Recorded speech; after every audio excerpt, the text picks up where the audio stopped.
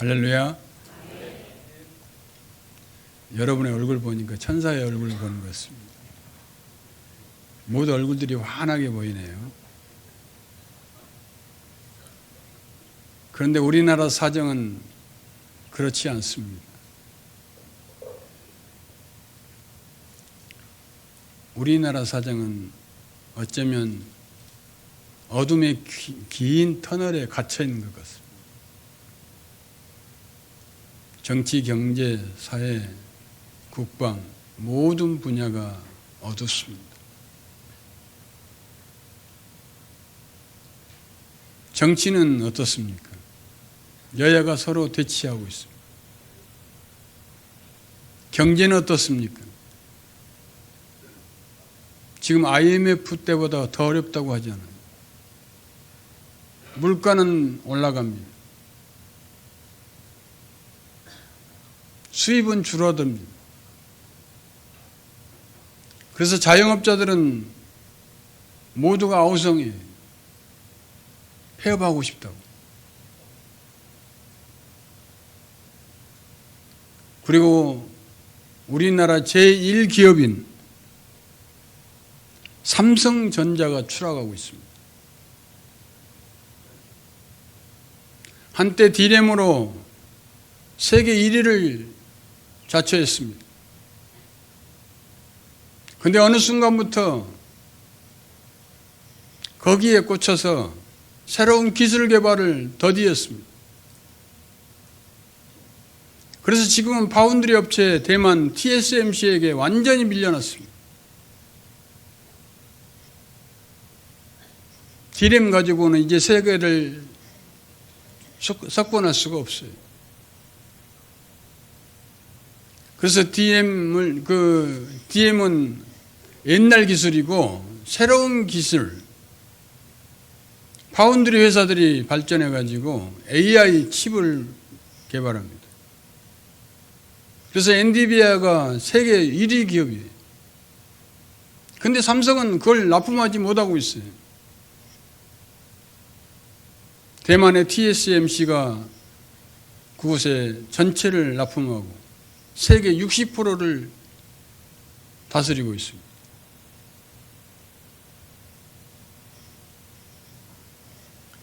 (10만) 전자라고 할 때가 어느 때입니까? 지금 (5만) 전자예요.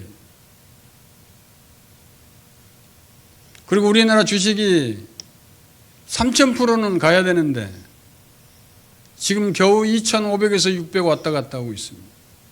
그만큼 경제가 떨어졌다 이겁니다. 사회적으로는 어떻습니까? 사회적으로도 차별금지법 때문에 다음 주에 광화문과 시청에서 200만 기독교인들이 모여서 기도회를 하고 규탄대회를 한다고 합니다. 의료대란은 어떻습니까? 의과대학생들이 학교를 다니지 않아요. 그리고 자퇴를 하고 군의관으로 가야 할 사람들이 군대를 가고 있습니다. 그러니까 군의관이 배출되지 않고 있다고 그래요. 보건소에 의사가 없습니다. 이런 사회적인 문제를 안고 있습니다. 또 국방은 어떻습니까? 남북이 지금 채광으로 부딪혀서 언제 전쟁이 일어나도 모를 전쟁의 위기에 있습니다.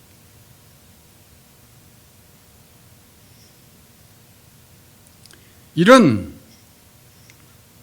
문제들이 산적해 있음에도 불구하고 방향을 제시해 준다든지 비전을 제시해 준다든지 이런 게 전혀 없습니다. 얼마나 암울합니까? 그런데 다행히 우리에게 조그만 기쁨을 갖다 준 사람이 있습니다. 한강 작가가 노벨 문학상을 받았습니다. 얼마나 세계적으로 우리나라 위상을 높였습니까? 저도 한강 작가의 책을 한 권 주문했어요. 채식주의자라는. 그런데 11월 달에나 배송받을 수 있다고 그래요. 그래서 이 파주에 있는 출판단지가 잠깐 지금 화랑기를 입었습니다. 100만 부 이상 팔렸기 때문에. 근데 그것도 오래가지 못할 것입니다. 근데 더구나 우리 기독교인 수가 몇이냐 조사해 봤더니 700만 명이래요. 한때 우리나라 기독교인 수가 1200만까지 갔습니다. 700만이면 얼마나 줄었습니까? 가난한 성도 빼고 말입니다. 예배에 참여하는 인원이 약 700만 명이라고. 그 인원이 주는 것도 문제지만 가장 큰 문제는 믿음의 열정이 식어가고 있다는 거예요. 이렇게 어려운 때 극복하려면은 우리가 해야 할 일은 바로 믿음의 열정을 회복한 일인 줄을 믿으시기를 바랍니다. 어둠을 극복하는 것은 믿음의 열정이 있어야만 가능한 것입니다. 그런데 식어가고 있어요. 기독교인들은 점점 줄어가고 믿음의 열정까지 식어간다면 이 땅에 무슨 희망이 있겠습니까? 우리는 열정을 회복해야 합니다. 오늘 본문 말씀은 10가지 재앙 중에 9가지 재앙인 흑암의 재앙입니다. 8가지 재앙, 피 재앙, 개구리 재앙, 또 이재앙, 파리 재앙, 가축 독종 재앙, 악성 종기 재앙, 우박 재앙, 메뚜기 재앙, 이런 재앙들은 우리 눈으로 확인할 수 있는 재앙이에요. 그런데 흑암의 재앙은 그렇지 않습니다. 흑암의 재앙은 두려움과 공포심을 동반하는 경고 없이 나타나는 재앙이다. 흑암의 재앙은 3일 동안 해가 없는 깜깜한 밤에 이루어진 재앙입니다. 흑암의 재앙은 의미가 있습니다. 흑암의 재앙의 의미는 하나님의 모든 은혜를 거두어 간다는 의미입니다. 하나님의 은혜가 거두어질 때 결국 어둠의 재앙이 올 수밖에 없습니다. 23절 하반절에 이스라엘 민족이 거주하던 그 고센 땅에는 흑암의 재앙이 전혀 없이 일상생활이 이루어지고 있었다는 사실입니다. 이는 하나님의 능력으로 이루어지는 초자연적인 재앙이라는 것입니다. 초자연적이기 때문에 그 깜깜한 밤에 불을 켜면 환해질 것 같죠? 안 그래요. 그들은 불을 켜도 볼 수가 없었던 것입니다. 그래서 엉금엉금 기어다니지 아니하면 움직일 수가 없었어요.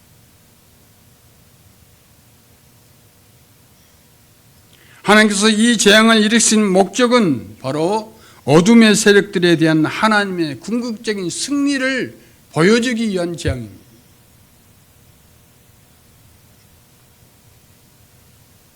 나아가서 하나님께서 홀로 세상의 유일하신 통치자이심을 보여주신 재앙이기도 합니다. 이처럼 하나님의 뜻을 거스르는 자들에게는 흑암의 재앙을 내리고 또 당신의 백성들에게는 광명을 주심으로써 하나님의 성품을 보여주신 거예요. 사랑과 공의라는 성품.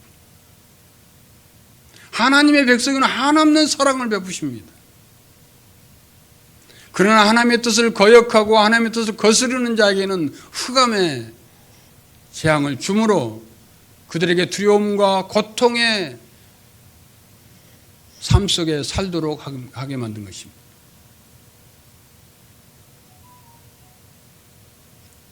사실 저와 여러분도 은혜 받기 전에는 어둠의 자녀들이었어요.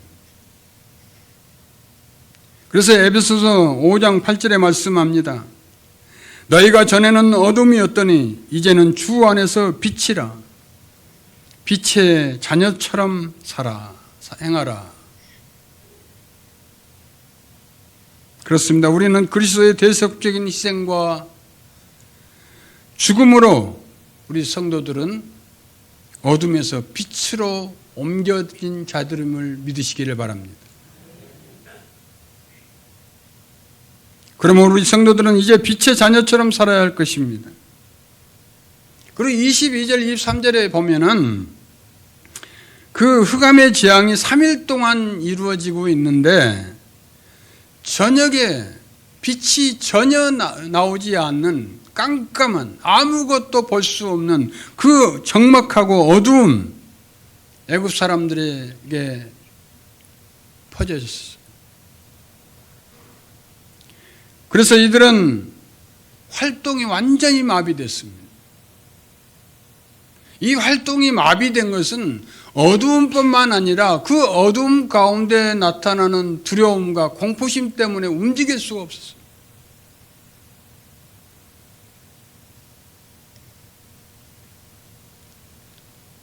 이 재앙은 애굽 땅의 전역에 죽음의 그림자가 서서히 들어들고 있음을 보여준 것입니다.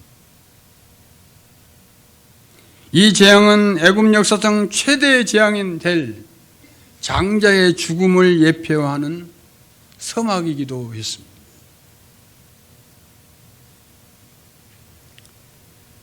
애굽 사람들은 믿는 신은 태양신을 믿었습니다. 라신이라고 하는 태양신을 믿었습니다.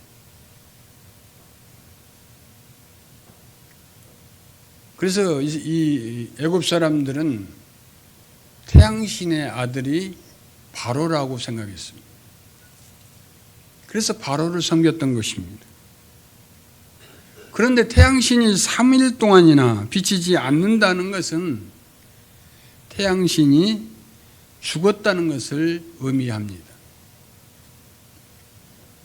이것은 바로 바로의 죽음을 의미한 것이죠.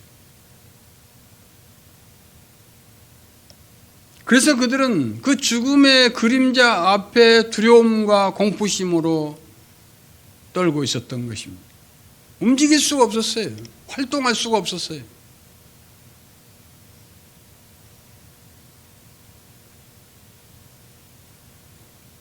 이런 두려움과 공포심, 우리 정신을 파괴해요. 여러분, 정신에 이상이 있는 사람들이 뭔가 찾아옵니까? 두려움과 공포심이 찾아오는 거예요. 그래서 정신이 헷가다가는 거예요. 그러니까 그 애굽 사람들도 3일 동안 얼마나 그런 공포심과 두려움 속에서 죽음의 그림자가 다가오는 것을 느끼면서 고통받았겠습니까? 두려움과 공포심이 있는 사람은 잠을 이룰 수가 없습니다.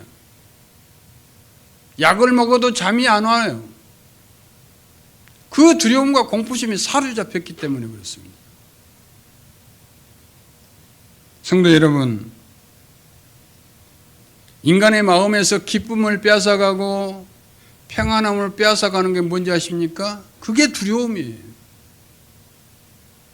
두려움이 있으면은 아무런 평안함이 없습니다. 그러므로 제일 큰 재앙이 뭐냐라고 물어본다면 두려움이라 말할 수 있습니다. 두려움이 있으면 많은 것을 가지고 있어도 평안함이 없습니다. 많은 것을 가졌어도 두려움이 엄습하면 자기가 가지고 있는 것조차도 보이지 않아요.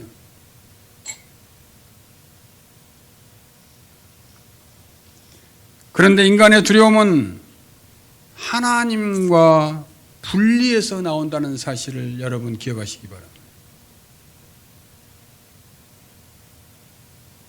하나님과 나와 관계 없는 데서 나오는 것이 두려움이에요. 두려움은 단순히 나약함만 데서 나오는 게 아니다 이겁니다. 내가 약하기 때문에 두려움이 생긴다. 아닙니다.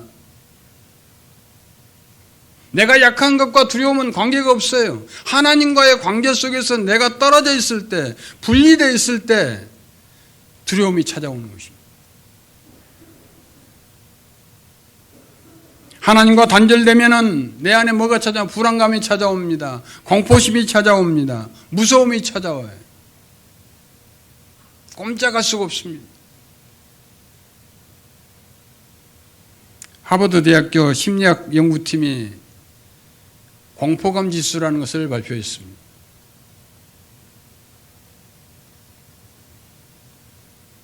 뭐가 제일 공포심이 심하냐? 첫 번째로는 제일 공포심이 심한 게 비행기에 탑승했는데 비행기가 가다가 추락한다는 그 소리를 들으면 그 추락에 대한 죽음의 공포심. 우리도 비행기 탈 때 갑자기 기류 때문에 툭 떨어질 때 어때요? 철렁하잖아요. 그것처럼 비행기 안에서 추락에 대한 공포심이 제일 큰 공포심이라고 이야기했습니다. 두 번째 공포심은 테러를 당할 때 그때 오는 공포심이 두 번째로 크다고 그래요. 세 번째 공포심은 전쟁에 대한 공포심. 군인들이 전쟁에 나갈 때 기쁜 마음으로 웃으면서 나가는 사람 있겠어요? 명령에 따라서 나가긴 나가는데 언제 죽을 줄 모르는 그 공포심을 가지고 있어요.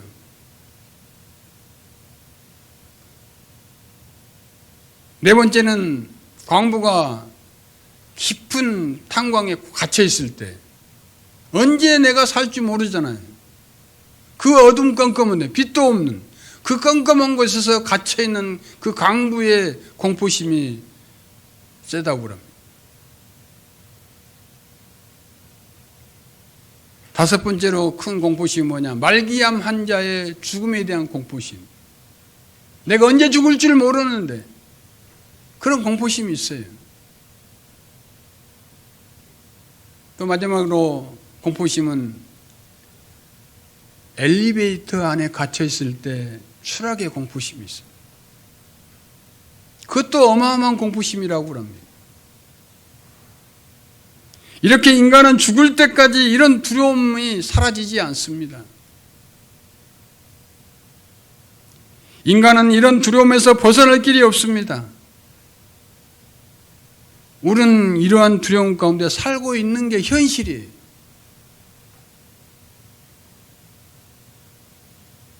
그러면 어떻게 이 두려움을 극복하고 이길 수 있겠습니까?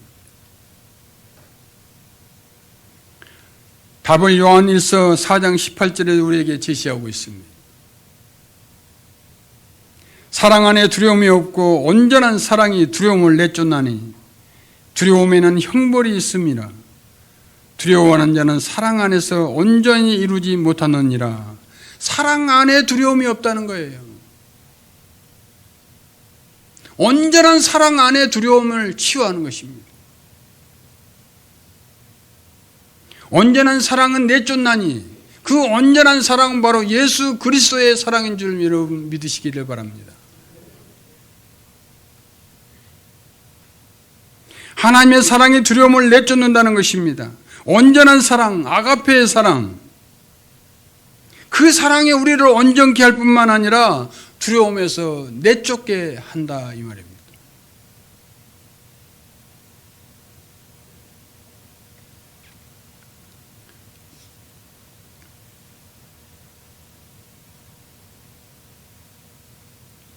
하나님께서는 우리에게 두려워하지 말라고 하는데 왜 이렇게 우리는 두려워하는 것이 하는지 여러분 자신에게 물어보시기 바랍니다. 하나님께서 에덴 동산에서 죄를 짓고 두려워 떨고 있는 아담과 하와에게 찾아옵니다. 창세기 3장 21절에 말씀합니다. 여호와 하나님이 아담과 그의 아내를 위하여 가죽옷을 지어 입히시니라. 가죽옷을 입혔다고 했습니다. 가죽옷은 너희 수치를 내게 가져오라. 내가 해결해 주겠다 하는 약속의 말씀입니다. 하나님 앞에 나아가면 되는 거예요. 죄 없는 나의 아들 예수 그리스도를 죽게 하시고 너희를 구원하겠노라고 말씀하신 것입니다. 이것이 하나님의 사랑이에요. 하나님의 사랑은 자기의 아들까지 죽게 하신 분이십니다. 그 사랑만이 우리가 이 세상에 두려움 가운데 살고 있는데 두려움을 극복할 수 있는 유일한 방법이며 길인다는 사실을 여러분이 기억하시기를 바랍니다. 로마서 5장 8절에도 말씀합니다. 우리가 아직 죄인 되었을 때 그리스도께서 우리를 위하여 죽으심으로 하나님께서 우리에게 대한 자기의 사랑을 확증하셨느니라. 우리는 하나님의 사랑이 있기에 우리는 두려워하지 않습니다. 믿으십니까? 하나님이 확증하셨어요. 하나님이 내가 너를 사랑한다고 확증하셨어요. 그 확증으로 인해서 우리는 두려워하지 않는 거예요. 그분이 우리의 인생을 책임져 주시기 때문에 그렇습니다. 두려움을 극복하는 힘을 다윗은 이렇게 고백합니다. 시편 118 6절에 보니까 여호와는 내 편이시라 내가 두려워하지 아니하리니 사람이 내게 어찌할까. 하나님은 내 편이라는 거예요. 하나님이 내 편이니까 우리가 두려워할 필요가 없다 이거죠. 따라서 합시다. 하나님은 내 편이시다. 믿습니까? 그 믿음이 있으면 되는 거예요. 그런데 왜 두려워합니까? 두려워한다는 건 내가 아직도 하나님과 관계가 없다는 사실이에요.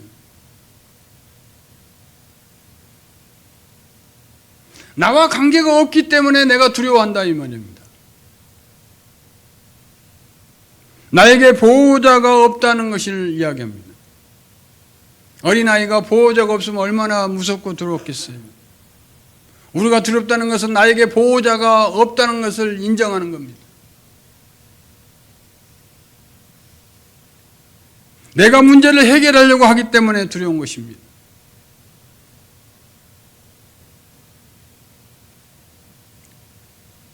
사랑하는 성도 여러분, 내가 문제를 해결하려고 하지 말고 믿음으로 하나님께 맡기시기를 바랍니다.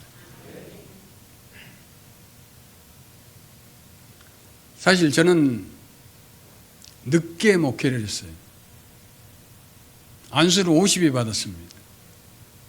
40에 신앙 시작해가지고요 50에 안수를 받았는데 등치는 좋죠. 내 키가 80이에요. 그리고 어깨도 넓습니다. 그리고 학교 다닐 때 운동도 했어요. 필드 육상 선수도 고등학교 때 했습니다. 군대에서는 내 몸을 보고 교관들이 부러워했어요.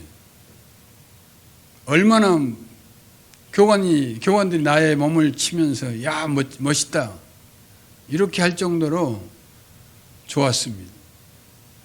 그렇게 하드는 좋은데 제가 소프트가 약해요. 세상을 살아가는데 하드 가지고 안 되더라고요. 얼마나 소프트가 좋느냐에 따라서 그 사람의 가치가 평가되는 거예요. 근데 제가 수영을 할 줄은 몰라요. 이렇게 몸이 좋고 건장한데도 수영을 할 줄은 몰라. 왜냐? 제가 어렸을 때 형들하고 갯바위 낚시를 갔어요. 낚시를 하다가 내가 미끄러져 가지고 물에 빠졌습니다. 그런데 형들은 낚시하는 데만 집중할 뿐이지 내가 허우적거리고 죽는 줄 모르더라고요. 도와주질 않았어요. 그래서 목숨을 걸고 허우적거리면서 겨우겨우 살아났어요. 그때부터 트라우마가 생겨가지고 목에 물이 차면 숨이 멈추는 거예요. 그래서 아예 수영을 포기하고 말았어요. 이것도 가만히 생각해 보면은 내가 살려고 몸부림쳤기 때문에 그래요. 수영 잘하는 사람은 모든 걸 물에 맡기는 거예요. 만약에 내가 물속에 들어가서 그냥 맡기고 숨을 안 쉬고 있으면 자연스럽게 뜨고 또 수영을 할 수 있을 텐데 내가 살려고 몸부림치다 보니까 점점점 힘은 빠지고 깊이 빠져들어 죽을 뻔했던 거예요. 이거 같습니다. 어떤 문제가 있을 때 내가 그 문제를 해결하려고 하면은 더 깊은 수렁에 빠진다는 사실이에요. 그때 우리는 하나님 앞에 맡기는 거예요. 하나님이 나와 함께 하시지. 나를 도와주실 분은 하나님뿐이야. 이렇게 믿고 나아가면 그 문제는 이미 해결되어 있을 줄 믿으시기를 바랍니다. 내가 내 손으로 하려고 하지 마세요. 내가 해결하려고 몸부림치지 마세요.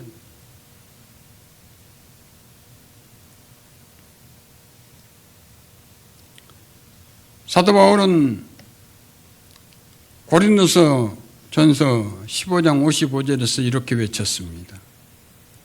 사망아 너의 승리가 어디 있느냐? 사망아 내가 쏘는 것이 어디 있느냐? 이렇게 담대히 외치셨습니다. 믿음이 있기 때문에.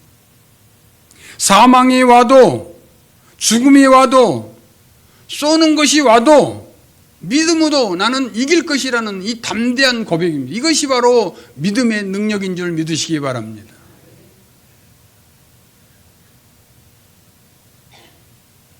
이게 믿음의 열정이에요. 믿음의 열정은 때로는 무모하게 보일 수 있습니다. 저도 한때 믿음의 열정이 있었어요. 제가 사업을 할 때인데 인쇄기도 돌렸어요. 인쇄기가 조금 좀 오래돼가지고 고장이 잘 나요.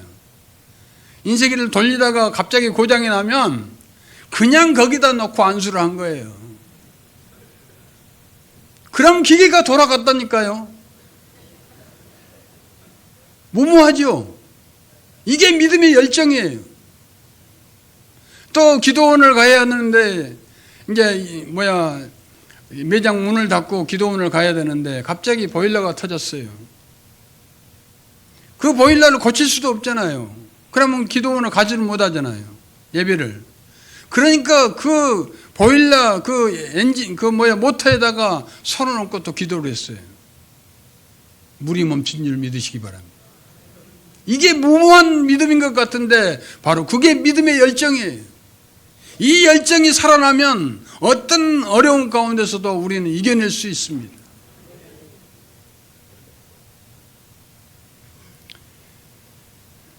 그러므로 우리는 두려워하지 맙시다. 우리는 두려움을 극복해야 합니다. 믿음으로 극복하는 거예요. 느리게 사는 즐거움이라는 책을 보면은 이런 내용이 있습니다. 우리가 하는 걱정거리 가운데 40%는 일어나지도 않는 일 때문에 걱정한다. 30%는 지나간 일 때문에 걱정한다. 또 오지 않을까 하는 거예요. 또 22%는 사소한 일 때문에 걱정한다는 거예요. 별것도 아닌 것까지. 오직 4%만이 우리가 해결할 수 없는 거라는 거예요. 96%는 별것도 아니고 아무것도 아닌데 우리가 사서 염려, 근심, 걱정하고 산다 이겁니다.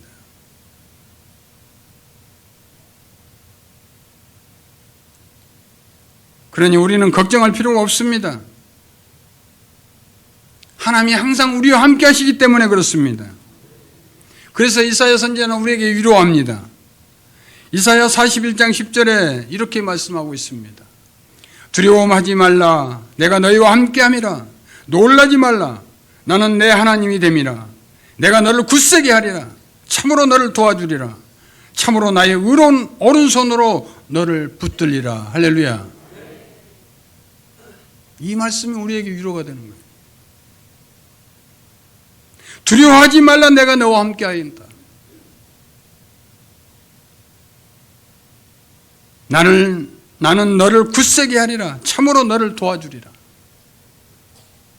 참으로 나의 의로운 손으로 오른손으로 너를 붙들리라. 할렐루야. 하나님은 우리와 함께 하십니다. 그러므로 두려워하지 마시기 바랍니다. 오늘날 이 세상에서 어둠 가운데 있습니다. 두려움 때문에 많은 사람들이 잠을 이루지 못하는 사람도 많아요. 사랑하는 성도 여러분, 두려워하지 마십시오. 하나님이 함께 하심을 믿으시기 바랍니다. 예수 그리스도 안에서 빛을 비추면 그 빛이 우리 안에 들어오면 어둠이 순식간에 사라지는 거예요. 여러분의 염려, 근심, 걱정 모두 다 예수 안에서 다 사라질 줄 믿으시기를 바랍니다.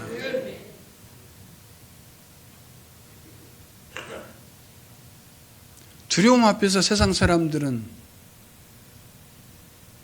그 무엇이라도, 그 어떤 누구라도 다 무너지게 되어 있어요. 그러나 오직 하나님의 위로와 하나님의 함께 하심이 우리 안에 있으므로 믿음의 열정만 회복한다면 우리는 반드시 승리할 줄을 믿으시기를 바랍니다. 그러므로 담대하시기 바랍니다. 하나님의 열심으로 끝내 우리를 승리케 해주실 줄 믿습니다. 두려워하지 마십시오. 하나님은 우리와 함께 하십니다. 믿음의 열정을 회복합시다. 그러면 우리는 승리합니다. 믿음의 열정을 회복함으로 우리는 두려움을 극복하고 승리하는 저와 여러분이 되시기를 예수님의 이름으로 축원합니다.